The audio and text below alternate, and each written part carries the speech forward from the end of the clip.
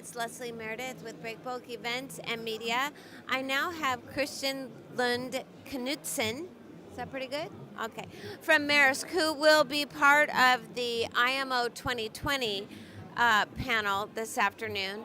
Huge carrier, so we're very interested in your company's view and preparations on this sweeping new legislation.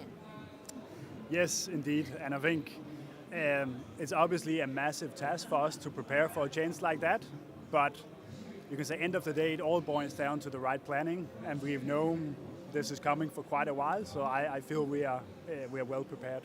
Right, well, tell us first a little bit, I mean, if you can even quantify this for us, the Maersk's global fleet. You have all different kinds of ships, sizes.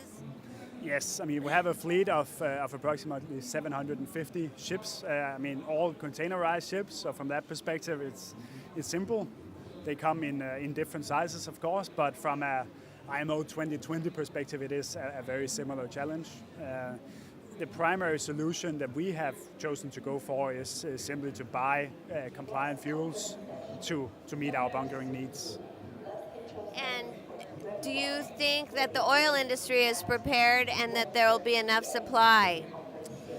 Yes, I mean we have ourselves entered into partnerships with a couple of providers already, where we have around a third of our fuel needs covered as it is.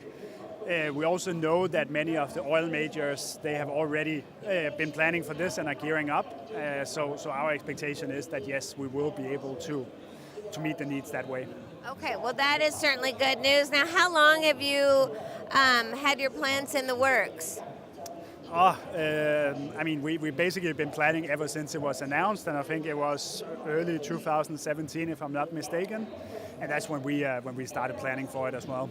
That's good, because I think there are some in our industry that decided to take more of a wait and see attitude. Possibly, and I mean, our policy has been very straight on this. I mean, we support this legislation entirely because we think it's the right thing to do for the environment, for the business overall. I mean, we need to move in this direction to make sure we are relevant going forward as well. So, from Maersk's perspective, I don't think it's ever been in question that we needed to do this. Right, absolutely. So what is the message, or how are you conveying this to your clients, and what will it mean for them? So it's clear that whichever solution the industry chose to use for this, the cost of fuel is going up. That's a direct consequence of this. Estimates for the industry is some $15 million a year.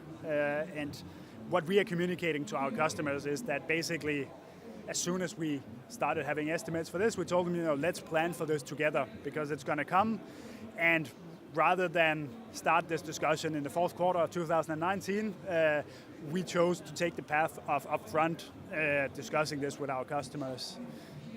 We have introduced a bunker adjustment formula, a BAF, which is essentially a transparent formula that shows the trade factor. So depending on what type of vessel, how many days and so on, multiplied by the cost of the fuel via a third-party bunker world.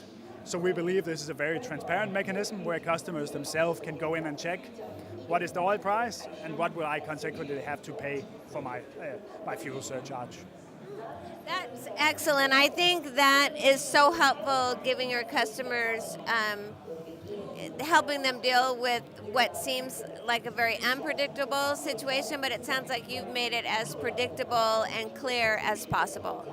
That's at least been our ambition, yeah. And I can at the same time also understand for customers that it takes planning on their side. I mean, it's a big thing for us, it's equally a big thing for them, and that's why we've made an effort to, as early as possible, come out and communicate.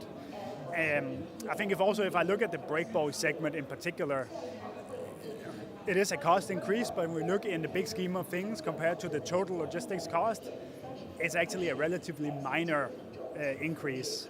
And I think especially when we stack it up with the environmental benefit this brings along, I think it's a very worthwhile investment for all of us to do.